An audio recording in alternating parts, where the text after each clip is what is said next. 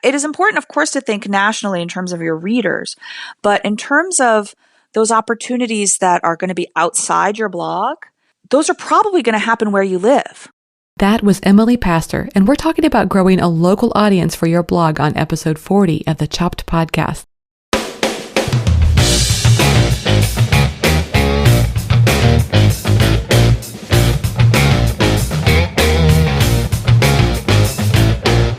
Hey everyone, I'm Marley of the blog Namely Marley. Thanks for joining me today for the 40th episode of the Chopped Podcast. You know, this is the podcast designed for people just like you, bloggers who love food. Each week, I'm sharing interviews, thoughts, stories, everything related to food blogging so that we can all learn together about what works with food blogging and maybe even a little bit about what doesn't. Today's guest is Emily Pastor of the sites West of the Loop and the Chicago Food Swap. I met Emily a couple of weeks ago at the PMA Fresh Summit conference in Atlanta.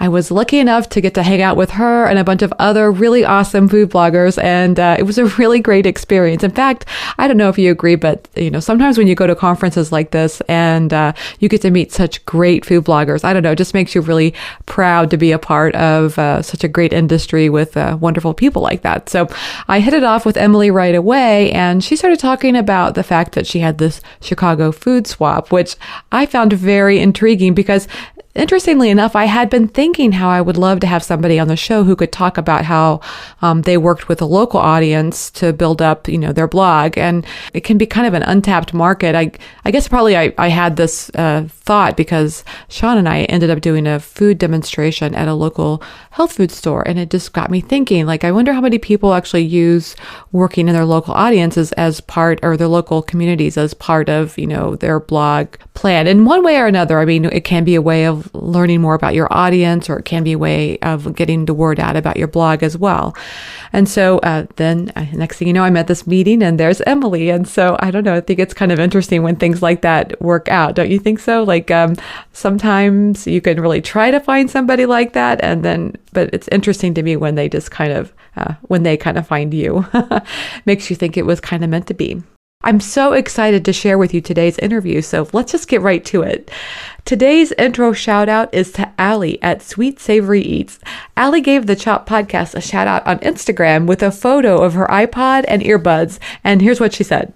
Chopped Con, I'm in love with your podcast series featuring food bloggers. Such a great resource for us.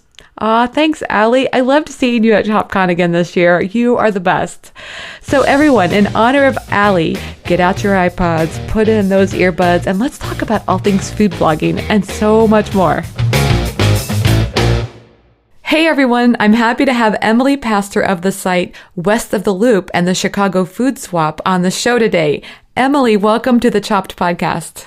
Thank you so much, Marley. Well, Emily, I'm so glad to have you here. First of all, we met recently at the, where were we at? Atlanta at the PMA Fresh Summit. Yes. Yeah, it was so cool meeting you. I really enjoyed talking with you, and I thought I immediately knew I had to have you on the podcast. Oh, you are so sweet. Thank you. I know I just feel like we hit it off so well and had so much in common. It was really fun. Yeah, definitely. So I'm really looking forward to talking with you today about some of the strategies that you've used to build up a local audience, in addition to other things too. But I thought it might be cool to kind of take a step back and let everybody know this interesting story behind your life and, what caused you to start a food blog. Okay. Well, as we talked about in Atlanta when we met, I'm a lapsed lawyer. And after I had my second child, I stopped working and I was at home because the law can be such a hard profession, I think, for people with small kids. And so I was at home with my kids and, really looking for a creative outlet. And I've always been a food person. So I started my blog in 2010. And at the time I started it, it was a mixed sort of food and parenting.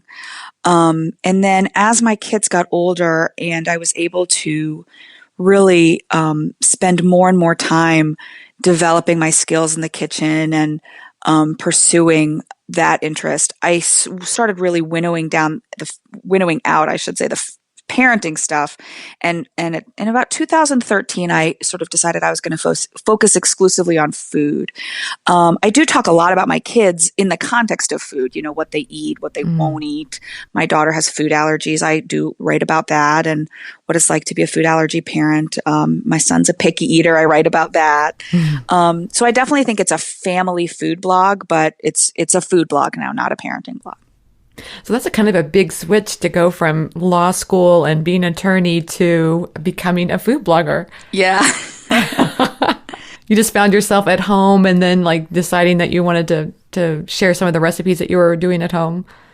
Yeah. I also, I don't always tell people this, but I, early on kind of in the days of, I don't even think social media is the right word, but just sort of, when we started living more of our lives online, back when I was planning my wedding in 2002, 2001, I became really involved in a wedding planning website where people had journals and other ways that they could communicate with one another on the website. And that turned into a group of people from that sort of migrated over to the site LiveJournal, which was, I think, a really kind of early sort of blogging template or online journal. And so I was on that site, through my early married years when I first had my first child. And I had a group of, friends, quote unquote, friends who I'd never met in person, but online friends who I'd met initially through this wedding planning site. And we sort of switched over to LiveJournal together. So all that is to say, I was used to the idea of, writing on a computer, corresponding with people who I'd never met, sharing experiences with people I'd never met, very, I think, early on in the days of the internet. So later on, when I was home with my children and I wasn't working full time, the idea of starting a blog and sharing some of my life online, it didn't seem that strange to me, if that makes sense. Yeah, that makes a lot of sense. Yeah, you're kind of used to this idea of sharing beyond just the people you know. Exactly. And I loved it. I loved the fact that, you could meet people from all over the country and even in other countries. Yeah. Okay, so you have to tell me, where did you come up with the name West of the Loop? So it's a little joke. It's a little joke for people who are from Chicago. The downtown, it's an inside joke. Little bit of an inside joke. Yeah. As probably a lot of your listeners know, the downtown area in Chicago is known as the Loop. It's what everyone in Chicago says. So they might say, for example, I commute to the Loop, or my husband commutes to the Loop, or I work in the Loop. So yeah. And so the Loop, it's a real Chicago thing. And we live in a close-in suburb that's just about 9 miles due west of the Loop of the main downtown district. So, yes. I mean, literally I hop on the highway and if there's no traffic, which is never, it's a quick, 9 mile shot right into the heart of the city. So that's the joke, is that we're west of the Loop. And the idea is that, when you're a parent and you live in the suburbs, you sort of worry that you're out of touch with what's cool and what's hip. Yes. So that's part of the joke too, is that I like that. It's kind of a double entendre, right? Like you're west of the Loop. Yeah. Exactly. Yeah. You're not in the Loop, but you're also like west of the Loop. Yeah, I like it. Yeah, I'm from Kansas City, so I now feel a little bit cooler just knowing that inside language about Chicago. Yes, you can use that. I like it. I like it a lot. Yes. Okay, so tell me, have you always been interested in cooking? Always loved food. I grew up in one of those Jewish families where, everyone, well, all the women were good cooks. My grandmother was a phenomenal cook. My aunt, my father's older sister, has been a culinary professional for, 35, 40 years, has had an amazing career as a restaurateur and a caterer and a specialty food purveyor. So good food was very important to my family. My mom always worked, and I'm from a generation, where the moms didn't always work, but my mom did. She's a professor. But she still came home and made a meal from scratch every night. We never had stovetop or mac and cheese from a box. Everything was from scratch, homemade. And my father kind of would have my father sort of insisted that we eat well. That was just what you did. And so you kind of grew up, with this passion for things in the kitchen, and it was maybe not so difficult of a transition when you found yourself at home with your kids. Yeah, even when I was a young person and when I was working full time as a lawyer, food was always the background. And, Yeah. I would spend my lunch hour, online planning the next restaurant my husband and I were going to try, or planning my next dinner party, or researching our next trip. I love to, go to the farmers markets. Back when, again, before I had kids and was just a young person in the city, loved to have dinner parties, loved to have people over. So it's always been a passion of mine to cook for my friends and family, to learn more about food, to try different global cuisines. And but it never occurred to me that it was a job. It was just a passion or a hobby. Isn't it so cool when you can take something like a passion like that and turn it into something that is a career? Oh, I feel like the luckiest person ever. So let's talk about food photography, because that's another big part in addition to creating the recipes, but there's also the food photography. Is that something that you kind of had naturally, or did you have to build that over time? Oh, it's not natural for me at all. I don't know how you feel about it. Oh, no, it's not natural for me at all. I have moments. I feel like my photography is more like I'm accidentally good at times. Yes, if you shoot enough, something's going to be good. It's like a clock that's broken. It's, right twice a day. Oh, exactly. But I'm lucky that my husband's a photographer. And so actually, I have worked really hard at developing whatever skills I have, and I can speak the lingo. And now in 2015, we started that, he does most of the shots. We work together on them, but, we do it together. So that's so nice. How fun. Really nice. Yeah. When I decided that I wanted my blog to be a food blog, it was like, okay, and you're going to have to take good pictures now. And I actually inherited my first good camera, my DSLR, was my late father's. And after he died, my brother already had a really fancy camera because my brother's kind of a gadget person. And so it just was given to me, and it sat in my house for a while because I was intimidated by it. And then I just, necessity is the mother of invention. I knew I really had to up my game. And so I pulled it out and asked a photographer friend to show me the basics, and got some books out of the library. And that was a couple years ago, I think. What is your camera? It's a Nikon. Yeah, we shoot on Nikon as well. I like Nikon. Yeah, I do too. And I shoot with a 50 millimeter 1.8 lens. I like that a lot. Yeah, I'm gonna we use maybe, that too. Yeah, maybe one day I'll sort of expand. I have a beautiful zoom lens that again was my late father's that he bought to shoot when my parents went on safari in Africa. Oh, wow. So that I use for travel, and I could never afford it now. I'm so lucky to have it. Yeah, they're kind of pricey, yeah. I mean, I love your shots, and I know that, it's definitely, I feel like it's one of those things that it's a work in progress. Like trying different styles and dark and light and all these things and the props. I think it's kind of a voyage of discovery. Oh, absolutely. And, you do want to come up with your own style. You do want to have it be reflective of who you are as a cook and who you are as a writer. There's so many pieces to this blogging thing, Yes, there is. Yeah. And it's one of them. And I would say probably it's my weakest link, I think. So every time I'm at a blogging conference, I go to all the food photography and food styling sessions. I take copious notes. Yes. I'm a little torn on it, actually, sometimes, because I've actually interviewed some people who are quite successful with their blog, who either just shoot on their iPhone, or photography is just not their big emphasis. And then I've talked to others who, really have photography as a huge emphasis for them. So I kind of feel like you can choose to fall on that spectrum wherever you want. And as long as it's reflective of your recipes, and it's, not poorly lit or anything, I think you're fine. Yeah, that's really an interesting topic. I think for me, when I started really improving my photography and started submitting to sites like Food Gawker and Taste Spotting, and my traffic increased by so much. Yeah. that I don't know that I could do it another way. I think if you have a really particular niche, and people are going to find you regardless of some of those photography related avenues, then probably you don't need it as much. But for me, it turned out to be a necessity. Yes. So I guess it's kind of like everybody needs to weigh that on their own scale and determine how much they want to spend, what time they want to spend in improving that. Yeah, I think that's right. We all have to just figure out the best way to allocate our time for our goals. Okay, so what's your favorite part about food blogging?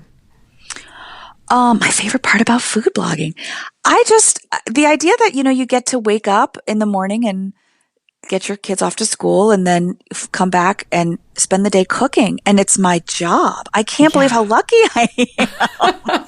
That's just amazing to me. Yeah, that's so great. And okay, so is there anything about food blogging you don't like so much? Well, I think of myself as a little bit of an amateur in this regard, because the amount of food, I can't waste food. I can't waste food. I can't. And so for example, we were just talking about food photography. I was at a session at a conference where they were talking about how if you want to make, the turkey in your pictures look really amazing, only cook it for a certain amount of time and then paint it brown. And then it would look fantastic. And I just thought, oh my goodness, that's a whole turkey that you've just made inedible. And I just couldn't get my head around it. Was this a food blogging conference? It was. Wow. I mean, this was a professional photographer, and I think that's probably how the big magazines. Yeah. Right. I had that impression of like magazines or professional food photography, but I always thought like this is air quotes, code of ethics of the food blogging world is that you don't do those kinds of tricks, that you actually would shoot stuff that you would eat. Yes. I feel like I sort of assumed that as well, but I don't know. It's hard to know what's actually going on in people's kitchens exactly. or people's studios. But I think that, I could never do that because I just would cry before I could chuck that turkey into the garbage. Yeah. Exactly. That would be sad for sure. Yeah. So sometimes I'm overwhelmed by the amount of food, particularly if you're in the cookbook writing process. Mm-hmm. And I know a lot of bloggers make that transition to being cookbook authors. When you're in a recipe testing book writing process, there's so much food. Yes. I'm really lucky because my husband has a really good metabolism, but there's a lot of food. Yeah. Yeah. And there are days that I think I don't really want to be around a lot of food today. And so that makes it hard, I think. Yes. Or those times where you do, and we sort of touched on this a few minutes ago, but the idea that when your hobby or your passion becomes your job, your relationship to it really changes. Yeah, totally. And so sometimes, you get up and you have to cook something that maybe you didn't feel like cooking that day because you're doing it for a client or you're doing it for a sponsored post or whatever it is. And it's maybe not something that you would necessarily ordinarily cook. Again, we all struggle with authenticity and so I always think it's better if when you take a sponsored post or do work for a client, it is something that you would normally eat or make, but we don't always all have that luxury. So, that's an interesting phenomenon when you sort of think, I don't want to cook this today, but I have to because this is my job. Yeah, exactly. So one of the main reasons I brought you onto the show today is because when we talked last month, I really enjoyed hearing about your Chicago food swap. And I really thought it sounded like a great way to build up a local audience. And I was curious if you could just talk a little bit about it and give people an idea of what's involved. Oh, absolutely. It's my favorite thing to talk about. Good. Is food swapping. So, some of your listeners may be familiar with food swapping because it is a national trend. They're happening all over the country. Basically, a food swap is a recurring event where home cooks, home gardeners, home bakers, home canners get together and they trade and barter their homemade and homegrown foods. Typically, the two sort of main rules of any food swap are: one, no money changes hands. You can't show up at a food swap with money. hoping to buy someone's jam. The only currency is something you've made or grown yourself. And that's the second rule. It has to be something you made or grew yourself. So you can't just bring the vegetables from your CSA share and swap them. They have to be the vegetables from your own garden, or, take the vegetables from your CSA share and make a fabulous dip or a fabulous salad and bring that. But you have to have some of your own labor, I guess I would say, in what you're swapping. So you can't just put like Sabra in a bowl and bring it and say, I made this. Right. Right. It would be hard to police, but yeah. That is definitely the idea. So the food swapping started in Brooklyn in 2010 with Kate Payne, who probably a lot of people know from Hip Girl's Guide to Homemaking, her really cool site. She and a woman named Megan Pasca, who is also a blogger and an author, and kind of an urban beekeeper type. They were both in Brooklyn, and Kate had been making a lot of marmalade, and Megan had been raising a lot of honey and with her bees. And they decided to get together and swap. And this being Brooklyn in 2010, they realized they had a lot of other friends who also were doing a lot of sort of DIY kitchen stuff or urban homesteading. And so they decided to invite their friends to a large group swap where everyone could bring the things they were making or growing. And it was a huge hit. And it took off from there. And there's groups all over the country, big cities, small towns. People, some of them meet once a month, some of them meet once a quarter. But it's a really sort of growing trend. And I think it's kind of the natural outgrowth of the DIY movement that has gotten a lot of people into canning or cheese making or charcuterie. Because you always end up with too much of it, right? There's back to this point about too much food. Yes. Do you think it's something also related to farmers markets? I mean, are they kind of similar, in similar locations? Well, that's an interesting question. Finding a location for a swap can be a bit of a challenge. But typically you can have them at markets or things like that. Was that your question? I think I maybe missed the point of the question. I think that works. Let's go with that. So let's talk about yours. So you organize it. I think maybe you had somebody who helped you at the beginning, and now you pretty much do it on your own. Yeah. So I started the Chicago Food Swap with a friend in 2011. Because after I had read about a food swap in Philadelphia on the blog Food in Jars, that's Marisa McClellan's really popular canning blog.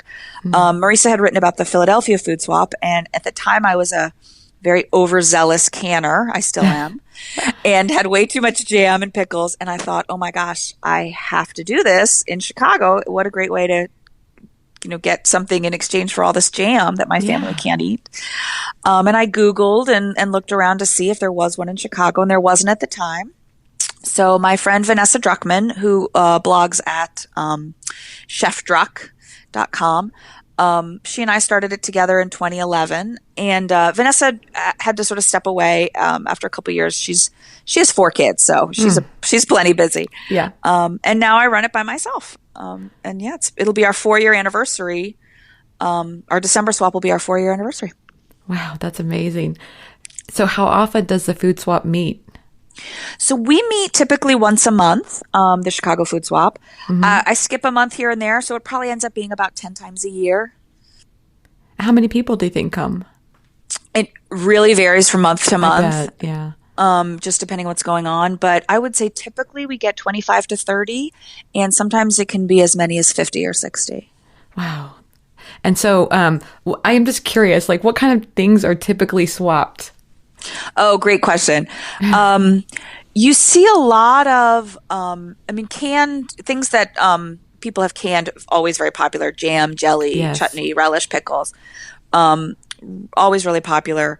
But you also see a lot of baked goods. That's probably new people tend to bring baked goods because I think a lot of people, even if you're not familiar with the concept of a food swap, you are familiar with like a cookie exchange or a bake sale. So people often start with baked goods, or homemade, sweets, homemade candies. But there's also anything that's sort of, not too perishable, and that's easy to make in a big quantity. So there's a lot of dips, a lot of hummus or, other types of dips, a lot of granola. Soup is very popular. People will make, big batch of soup and swap it in like a pint jar. Wow. The soups are great. And then you see a lot of sort of pantry type items like homemade extracts or spice mixes or flavored vinegars, mustards, other condiments. That's always really popular. And then, you'll also get less of this, but it's pretty, there's probably at least one or two people every time bringing something like a yogurt, homemade yogurt, or a ricotta cheese or a compound butter, some dairy products like that. That's so interesting. And just the idea of how people would barter across something like that. Like, if I come with my banana bread and you've got pickles, like how you would determine how to exchange that. Oh, absolutely. And that's the part that I think people who haven't been to one before are a little bit, sort of baffled. It's once you've been to one, it all becomes very clear. The hint I sort of like to give to people is, first of all, make small things. Don't make a cake, make cupcakes, because it's really going to be hard to find something that's going to feel like the right value for a whole cake. Right. A jar of pickles for a whole cake, you might not want to make that trade. But a jar of pickles for 2 cupcakes or 4 cupcakes, sure. Okay, I get it. That makes sense. Yeah. So I would say the number one hint is think small, mini loaves or cupcakes. And then the second thing is if you are, is to package things in smaller amounts. Package cupcakes by 2 or package brownies by 4. You can always offer someone 2 packages of cupcakes if you really, really want their amazing, flavored vodka or something really super cool like that. But if you've packaged your cupcakes by 6, again, you're gonna maybe be reluctant to make a trade because a jar of jam is not going to feel like a fair value. So just think small. Think small. Yeah, I like that. And then I'm just curious, who are the people who typically come? Are they food bloggers? You know what? No, not. I mean, they're really just mostly regular people. We definitely get a handful of food bloggers who come pretty regularly, or even other types of bloggers, lifestyle bloggers. But most of the people who come are just people who really, really love to cook and are really into food. Or gardeners. I should have said that a minute ago. In the summer, we get a ton of people whose backyard gardens are going crazy. Think zucchinis, right? Oh my gosh, zucchinis and tomatoes, absolutely. Yeah. But the thing that I really probably like best about food swapping, and I hear this from people who organize food swaps all over the country, is it really brings together a very diverse group of people who just share a love of homemade food. So we have, 20-something urban, single, young people to 70-year-old grandmas, honestly, and everything in between, suburban moms like me and men and women. And it's really so cool. It's just people who really are passionate about whatever it is that is their thing, whether they are into canning or they're into bread baking or backyard gardening, whatever they're passionate about with regard to food. That's what brings them in. Okay, so what I love about this is the marketer in me immediately starts thinking, ding, ding, ding, ding, you've really hit a great target market for your blog. Right? I mean, these are people who would be interested in reading other blogs, and now they know you.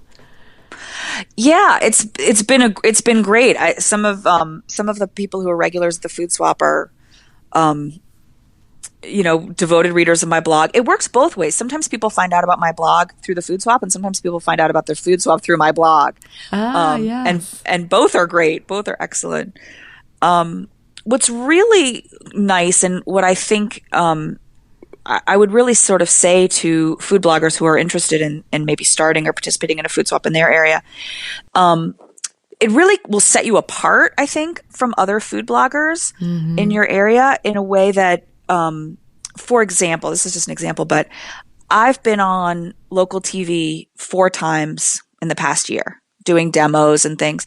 And it's because of the food swap. When I was just another food blogger in Chicago, it was hard to get anyone to sort of listen to my pitches. But when you say, oh, I'm the founder of the Chicago Food Swap, a segment producer for a local TV show says, oh, the Chicago Food Swap, what's that? And then you, just like you did, and then you start explaining it, and they think, oh, that is such a cool concept. Yes. And then they really are interested because it gives you, it's a local angle, and local press, both TV, radio, print, local press loves local stories. So if you're the person organizing the food swap in your area, all of a sudden that's a local event that you're organizing, and that's an interesting story. And, if you do it at a local business or a local nonprofit, then there's another angle to that story. Here's how a local business is finding a new audience by partnering with the local food swap. Wow. And all of a sudden, it's a really compelling local story that is going to get people interested. Yeah, I like that perspective as well. But then there's also this, the marketing side for your blog. But in addition, you're getting feedback from readers. You kind of know what's on top of mind. So it kind of helps you plan out your content for your site, I would think, too. Does that make sense? Yeah. I mean, it is always interesting. Well, it certainly helps you keep up on food trends, too, when you see what people are bringing. Mm-hmm. And all of a sudden there seem to be a lot of fermented stuff. I wonder if there's something to that. I think this is a trend. Absolutely. Yeah, absolutely. Exactly. Sean and I did.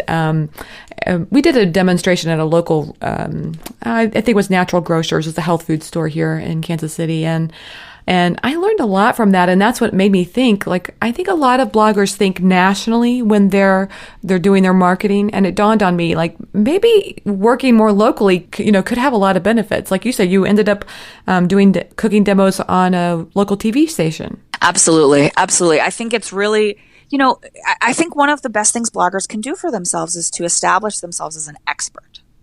You want to be known as a local food expert, whatever your niche is. If you're paleo, or if you're vegan, if you're gluten-free, if you're an allergy, whatever it is that's your real, if you're a DIY person, if you can become known in your local community as an expert on that topic, then that's going to be a huge benefit to you in terms of press, and also paid opportunities. People are going to say, we could really use some recipe development, or we could really use someone to come do a demo on this subject. So it is important, of course, to think nationally in terms of your readers, but in terms of those opportunities that are going to be outside your blog, those are probably going to happen where you live. Yeah, exactly. And I noticed that your site actually won some awards in the Chicago area. Oh, yes, thank you. I think there was a list of the 50 best Chicago food blogs that I was on. That's luckily. Impressive. Yes. Thank you. Yeah. So those are again, that's things that you can put on your blog's air quote resume that really, help, like you say, it helps you stand out some more. Absolutely. And I think all of us know in this game that the revenue, you're going to have to diversify. Mm-hmm. You're going to have multiple revenue streams if you're going to make any kind of a semblance of a living. And the blog is your calling card, but it's going to be some of those other things of freelance writing, recipe development, food photography, that are going to actually maybe allow you to pay your bills. And those are, like I say, those are going to happen probably where you live. I see what you're saying. It's beyond just reaching out to a particular market audience. It's also about, there could be some local brands that would be interested in a sponsored post or some kind of food photography gig for them or that kind of thing. Exactly. Yeah. Yeah, that's an interesting perspective. I hadn't thought of that yet. So, tell me, when you do your food swap, do you have it at the same place every time? Yeah. Initially, we were moving it around. And that was a huge time suck on my part, was trying to find locations. And then, once I got someone to express interest in hosting, I would have to go and look at the location and make sure it was amenable to hosting the swap. So that was a huge amount of time that I was putting in. It had some benefits because by moving it around to different parts of the city or the metro area, you could attract different audiences. And also, by partnering with different local businesses, you sort of got to capitalize on some of their outreach, if they had an email list or their customer base. So it definitely has some benefits. And I know there are food swaps in other parts of the country that do move around frequently between different sites. Mm-hmm. But a little over a year ago, I had an opportunity I was offered a permanent location at a teaching kitchen that is run by a local community gardening nonprofit in Chicago. And they're just a delight to partner with. They're called the Peterson Garden Project. And in addition to having these community gardening sites, they also now run this teaching kitchen. And they said to me, would you like to have all your swaps in this kitchen? And I said, sold.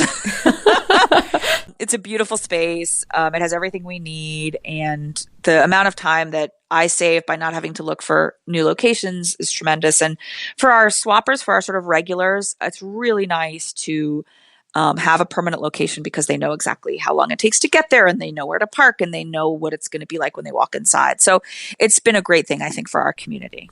Excellent. So does that mean that it's free for people who participate in the swap? I actually, you've touched on a controversial topic. Most food swaps, I think, typically are free to sign up. I charge a very nominal fee of $5 to register, and that I instituted that a little over a year ago because I was having a problem with people signing up and then not showing up or canceling at the last minute. It was just very disruptive. Yeah. And so what I found is even a very small fee, like $5, makes people treat it like more of a commitment. Yes.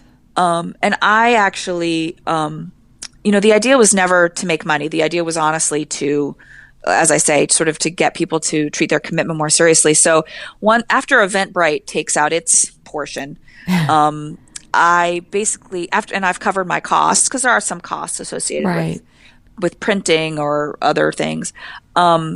I donate the remainder of what I get from the registration fees to this nonprofit, the Peterson Garden Project, that hosts us.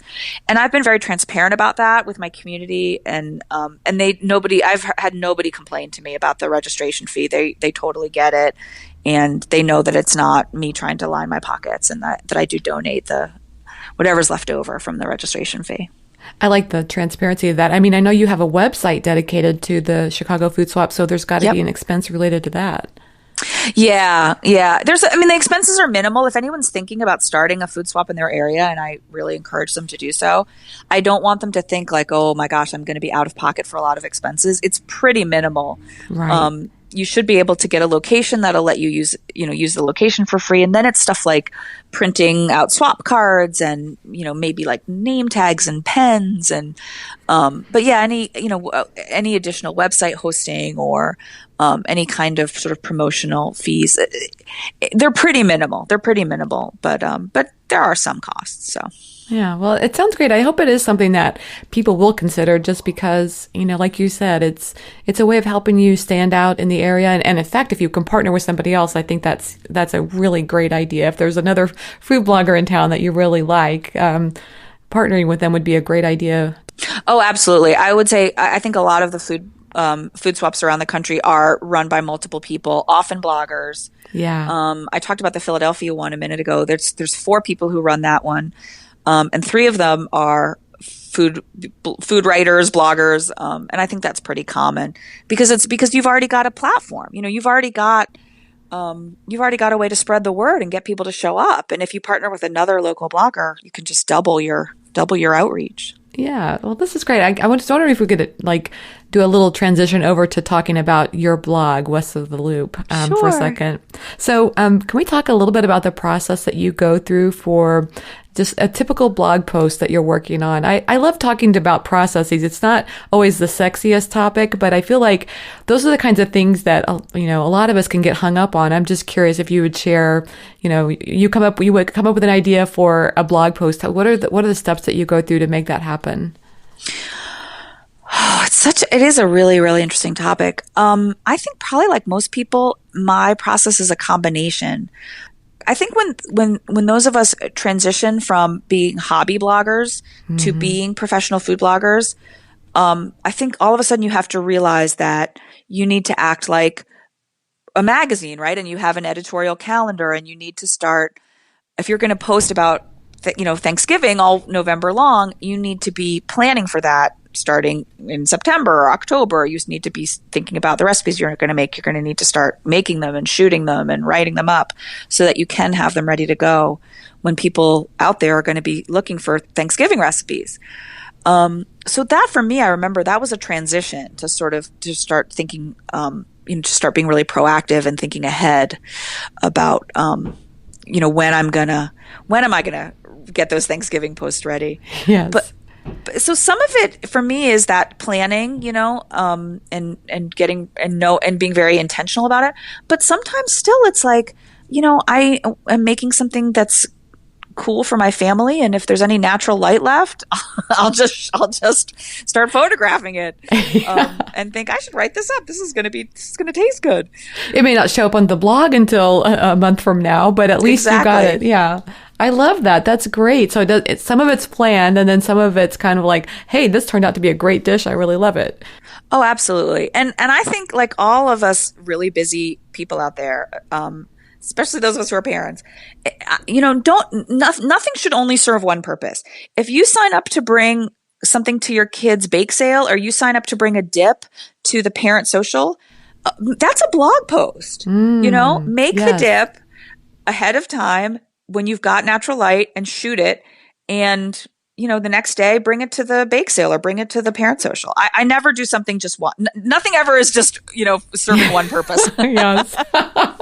Well, what I love about doing things like that too, especially since my site is vegan, is I like taking something to an event like that. And then I use the feedback as part of the post too. Oh, absolutely. Yeah. And people, this is delicious. I didn't know this could be vegan, right? Yes, exactly. That's exactly it. That makes the post, I think, a little bit more interesting too. Yeah. And then it's real, isn't it? Like when you because what are our readers doing? Our readers are making stuff for bake sales, and our readers are feeding their family, and our readers are bringing stuff to potlucks. Right. So if we say like, this is my favorite dip to bring to a potluck, they're like, oh, I need a dip for a potluck. I mean, yes. So we're just, we're no different. We're maybe a little different than them because we think about Thanksgiving in September, but. Right. You're right. We're just like our readers because they are looking for great recipes and we like providing them. Exactly. So do you have a current favorite social media platform that you use? I think for my blog, I think probably Pinterest is probably the best source of traffic. Yeah. I have a lot of fun. Personally, I find Instagram to be really, really fun. Yes, I'm in the same boat. Yeah. I don't know, Marley, if you're finding that. I don't know if it's driving any traffic to my blog. I really don't. I mean, but I haven't been able to get those analytics. But it almost seems that your Instagram following is a little bit separate than your blog following, but it's still a great resource, and it's a great way to make connections with people, I think. Mm-hmm. It's definitely true. What I find kind of sad is that Pinterest used to be all of that for me. It used to be my favorite social media platform, and it drove a lot of traffic. And now it feels, I don't know, I think with that smart feed, I haven't been into Pinterest as much. Yeah. I don't know. Seems like when I go there, I don't really find the joy in pinning anymore. No. I know it's become another thing you have to do. Are you on Snapchat at all? I am on Snapchat. I mean, I don't use it all the time. I kind of go through these spurts where there are these times that I'm like gung ho on Snapchat and I'm doing them all the time. And then other times it's like, when was the last time I was on there? I have to tell you, I was just at Blog Her Food. Which was in Chicago this year. Yes. And I have to say, everybody was talking about Snapchat. Elise from Simply Recipes, which is a huge site, was up on the stage at one of the keynotes saying that she's obsessed with Snapchat. And I thought it was just something for my 12-year-old to do. So I came home and I said to my 12-year-old, can you please teach me how to use Snapchat? Yes. Well, one of my favorite things to do on Snapchat is just to follow other food bloggers, and you kind of get an idea of what can happen there. What I like about Snapchat that's different than Instagram, first of all, is it's more native to video. I mean, I feel like Instagram has video too, but it never really has caught on as much. Yes. But also I feel like Snapchat is a little bit like what Instagram used to be. Like, it's kind of raw. I mean, I don't have to have everything all so perfect. And I don't know, like, it's kind of fun just to throw something up there and I don't have to worry about it because it's going to go away in 24 hours.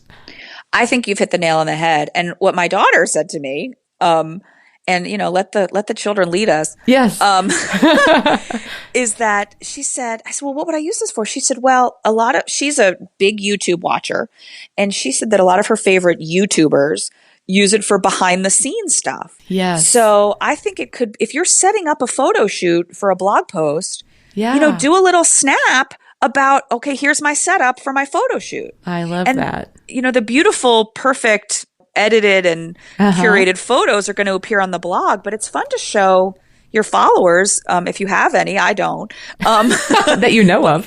Yeah, except for my daughter and her friends. I'm going to follow you. What's your handle? West of the Loop? I'm West of the Loop. I will follow it back anybody who follows me. It's truly like right now it's my daughter and her two friends. But yeah, I think really fun behind the scenes tool. Just like you say, it's peel back the beautiful facade and show people what's really going on. Yeah, there have been times I've actually done a Snapchat of my kitchen. Because it's so easy when you see the pictures. Like we did a couple of videos on the site, and of course the kitchen's always cleaned. But when I get 2 or 3 recipes going at a time, and because that's just how I work, I like to do 2 or 3 recipes, and then we shoot them, and then I have kind of some photos ready. My kitchen is like trashed, and so I like go, hey everybody, here is my kitchen after a day of cooking. Right? Yeah.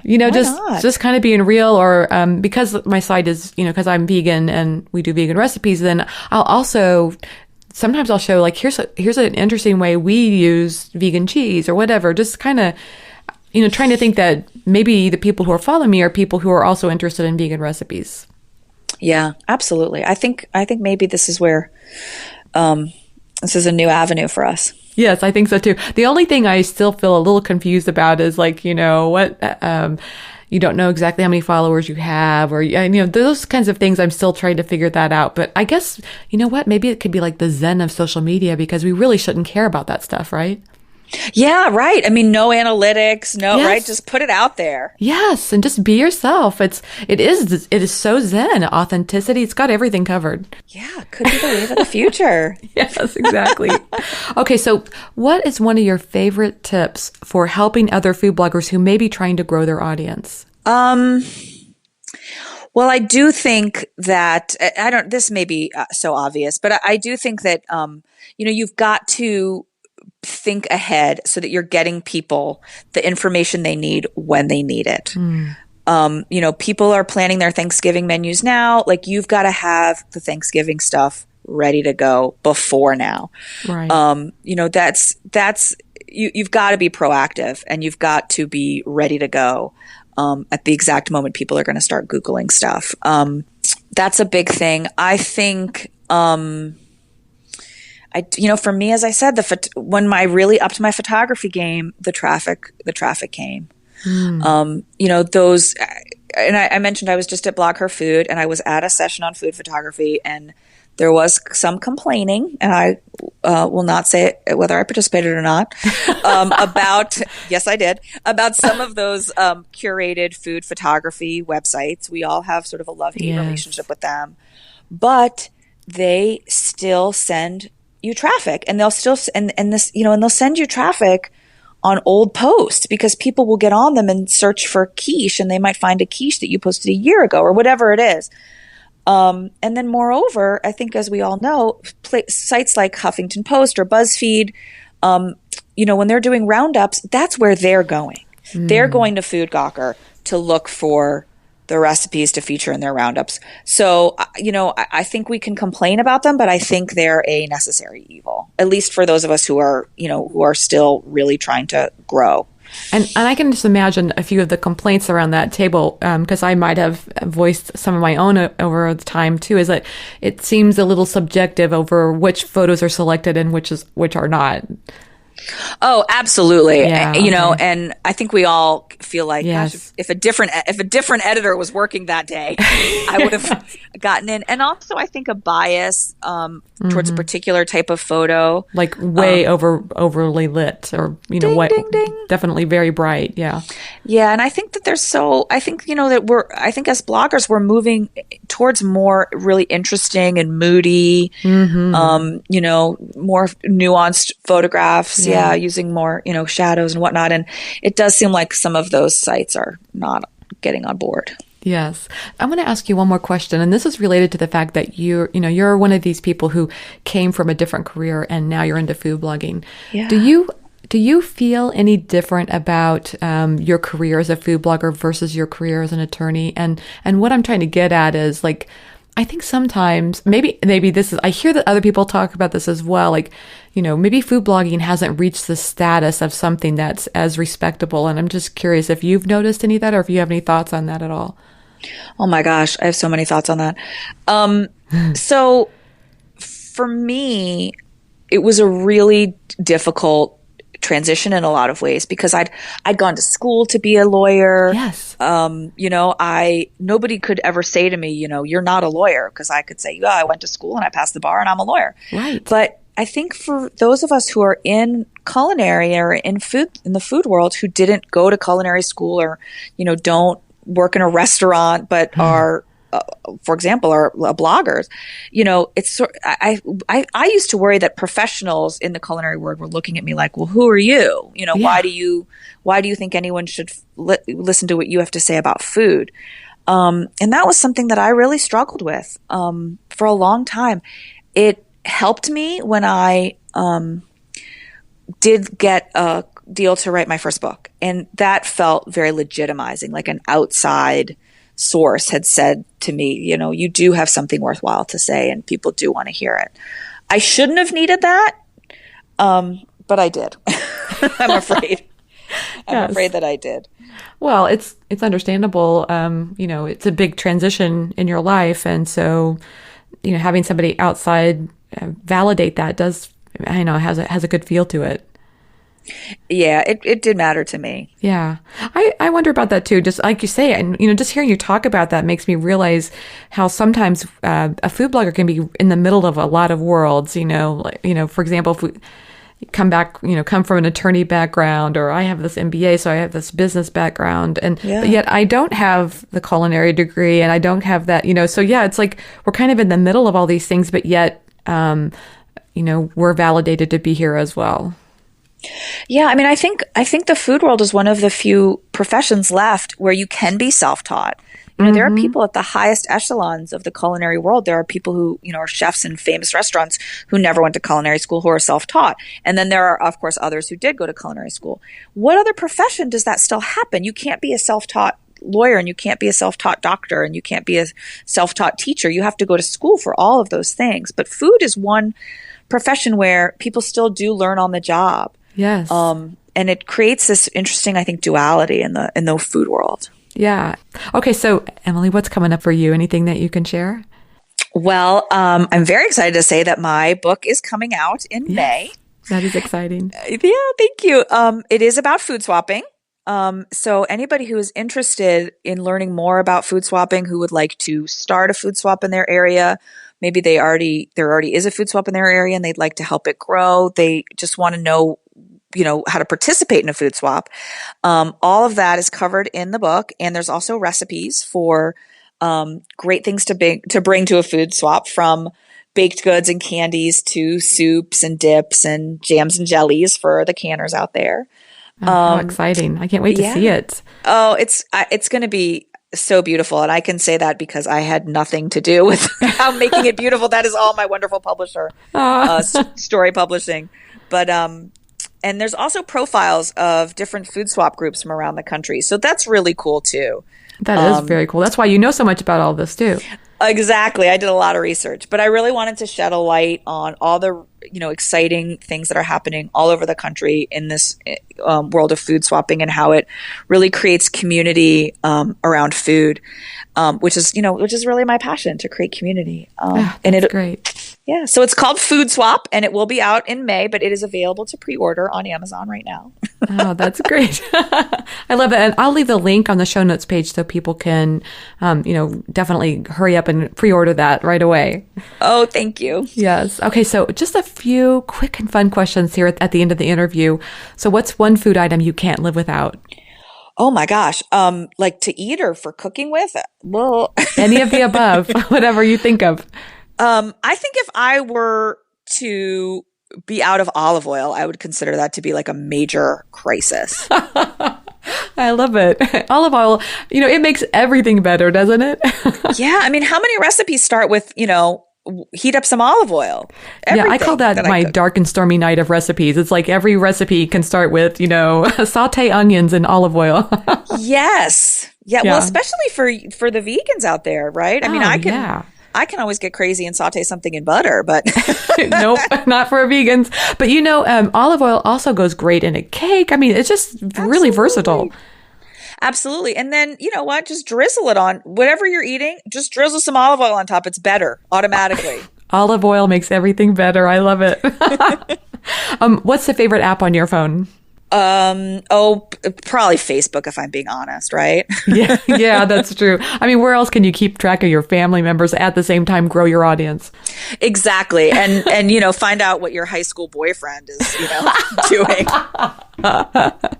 Does he still have a mustache or whatever? Yeah. Yeah, he got fat. Yeah. And you can laugh. Yeah. I love it. Okay. Do you have any time for TV at all? And if so, what's your favorite show? I do watch some TV. I have to say, right now, I am obsessed with the Great British Baking Show. Are you watching that? No. What is that? Oh my gosh. It's on PBS. Okay. It's it's a baking competition show, but it's because it's British, it's the most civilized baking competition. They're all competing. The only prize, how in our shows you win on the Food Network or whatever, you win $50,000. Yeah. They're literally just competing for like the title and like a cake plate. And these people are working their British, butts off, making these unbelievable baked goods every week for 10 weeks for like a cake plate. Anyway, but it is amazing. And if you, like me, are passionate about, home cooks and how skilled home cooks are, this is the show for you, because these people are all amateurs and they are phenomenal bakers. Oh man, I can't wait to check that out. Sounds great. Yeah, and the male judge is kind of good looking too. That icing on a good cake, huh? Yeah. I love it. Okay, so how can people find you online? I'm pretty much West of the Loop everywhere. Almost all social media, I'm West of the Loop. I'm the only West of the Loop out there, and that's my site as well. But they can also find me at the Chicago Food Swap. Food Swap has its own Twitter handle and Instagram as well. Emily, thanks so much for taking the time to talk with me today. I had a really good time. It is so fun. Thank you so much for inviting me on. I think that this podcast is really, really helpful to the food blogging community. Thanks to Emily Pastor for being my guest on today's episode of the Chopped Podcasts. If you were busy running around and couldn't jot down something important, don't worry. We took the notes for you. Just head on over to choppedcon.com, where I put up links for each show, including the stuff we talked about today, and more information about our guests. I hope you're loving the Chopped Podcast. If so, it would mean the world to me if you'd head over to iTunes or Stitcher and give it a review. You can do that right now. Also, you can spread the word about the Chopped Podcast using @ChoppedCon on Twitter or Instagram, or even Facebook. Your shout-outs really mean a lot. You inspire me, so I hope today's show was helpful and inspirational to you as well. Thanks for listening, and have a great week.